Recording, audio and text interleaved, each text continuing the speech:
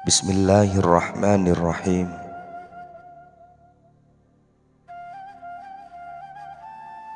Syekh Abdul Qadir Al-Jailani berkata, jadilah orang berakal, jangan jadi pendusta. Engkau berkata aku takut Allah, ternyata kamu takut yang lain. Kamu jangan takut, baik jin, manusia atau malaikat. Juga jangan takut pada satupun hewan yang bisa bicara atau hewan beneran. Kamu jangan takut siksa dunia atau siksa akhirat, tapi takutlah hanya kepada Allah. Orang berakal itu tidak pernah takut cercaan orang, jika benar ia di sisi Allah. Ia tidak peduli dari ocehan siapapun selain Allah. Seluruh makhluk menurutnya lemah dan butuh. Demikianlah realitas ulama yang bisa mengambil kemanfaatan ilmunya. Ulama dengan syara serta para pemikir Islam lain adalah dokter-dokter agama yang gagah perkasa, mempertahankan eksistensi Islam dan syara dari kehancurannya. Wahai orang yang berantakan agamanya, menghadaplah mereka sehingga tertahan dari keberantakan agamamu. Wahai Allah, sesungguhnya kami mohon agar dekat denganmu tanpa tercampuri bala. Cukuplah kami dari keburukan yang teramat atau dari tipu daya orang-orang durhaka. Peliharalah kami menurut kehendak-Mu sebagaimana aku kehendaki. Kami mohon ampunan dan afiat dalam beragama di dunia sampai akhirat, dan kami mohon taufik untuk pelaksanaan amal soleh dan ikhlas dalam segala amal. Amin. Suatu hari seorang lelaki datang kepada Abu Yazid Al-Bustami. Ketika itu ia tetap melihat ke kanan dan ke kiri. Kata Abu Yazid, apa yang terjadi padamu? Lelaki itu berkata, mencari tempat yang bersih untuk sholat. Kata Abu Yazid, sucikan hatimu, baru kamu bisa sholat di mana kamu kehendaki. Berkaitan dengan peristiwa ini, sesungguhnya tiada seorang pun mengetahui riya kecuali orang ikhlas. Di sana mereka ikhlas bersama Allah. Ia sebagai akhir tujuan setiap perjalanan hidup manusia, yang tidak bisa tidak mereka harus melalui jalur itu. Riya, ujub dan munafik merupakan sekian banyak di antara panah-panah syaitan yang hendak dilemparkan ke bulu hati manusia. Terimalah apa yang datang dari ulama.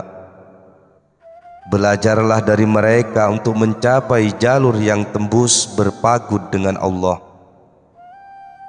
karena jalur itu benar-benar dilalui mereka. Tanyakan mereka tentang sifat, nafsu, dan hawa. Sesungguhnya mereka sudah mengenal berbagai ujian Allah. Memahami seluk-beluk khianat juga kegilaan manusia akibat iritasi massa. Janganlah kamu terpedaya oleh hembusan syaitan.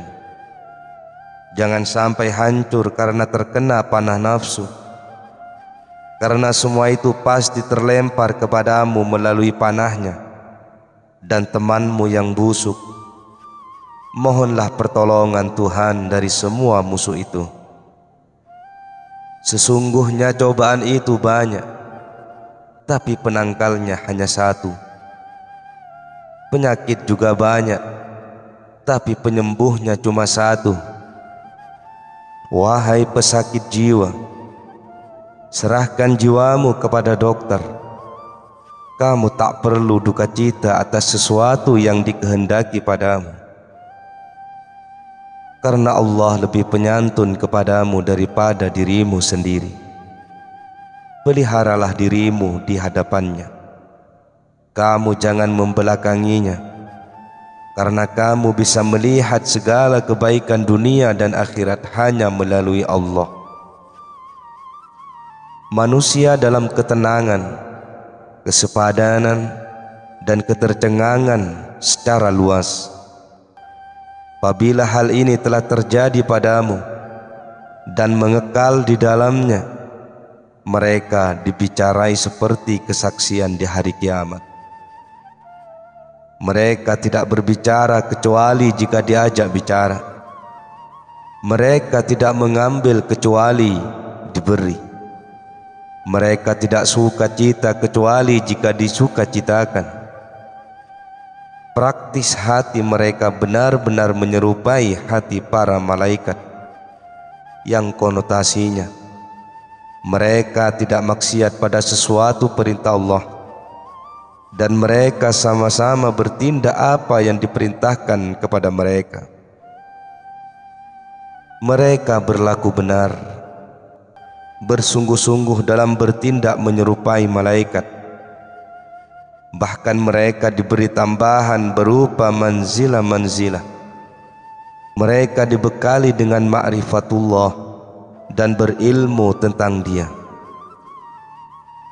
Sedang para malaikat menjadi pembantu dan pengikut mereka untuk menyerap kegunaan mereka, karena berbagai hikmah telah dituangkan dalam hati mereka.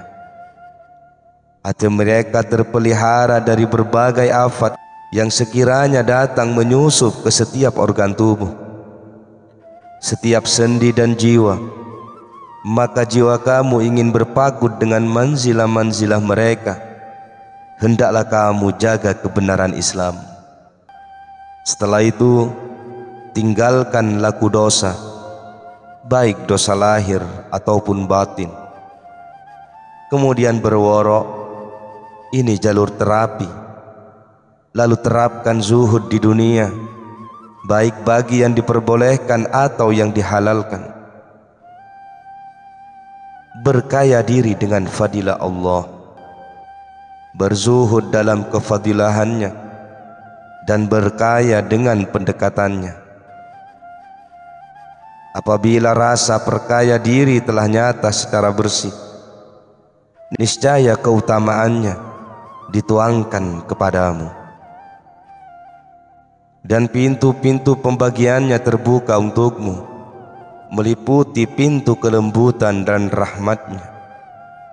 Dari sana tercabutlah dunia darimu, lalu dihamparkan menuju proses akhir. Demikian di antara kejadian yang terjadi pada para wali, orang-orang benar, sehingga dengan timbangan takwa mereka tidak terforsir oleh satupun urusan dunia.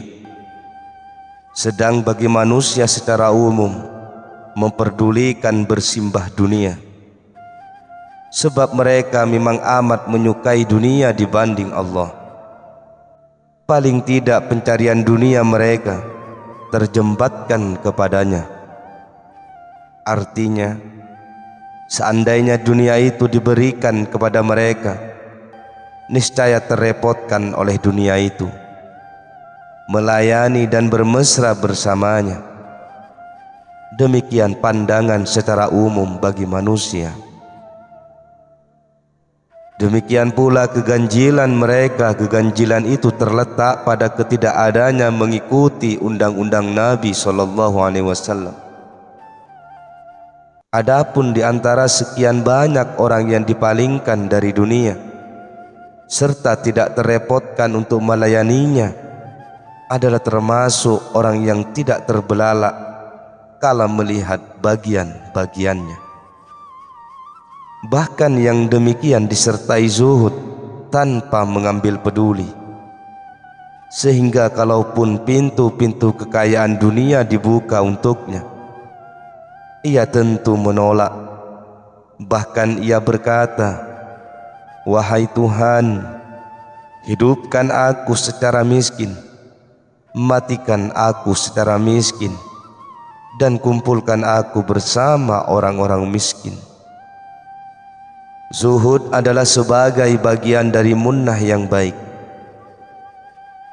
Jika tidak, bagaimana seseorang mampu berzuhud dari bagian dunianya? Orang beriman itu sebenarnya terlepas beban loba, tidak memburukkan dan tidak juga mempercepat. Zuhud itu harus diniati sepenuh hati, juga harus mampu memalingkan rasa suka hati dari dunia, sebaliknya mengisi kesibukan pada perintah apapun dari Allah. Wahai sahaya, tahanlah syahwat, setiap rasa yang melemahkan, dan suapilah dengan makanan bersih yang tidak mengandung kotor. Sesuatu yang suci itu menunjukkan halal dan haram itu najis. Berangkatlah sejak dini dengan makanan halal, sehingga kamu tidak patut dibenci. Bermurah hati, jangan bertingkah buruk. Wahai Allah, kenalkan kami denganmu, sehingga kami benar-benar mengenalmu. Amin.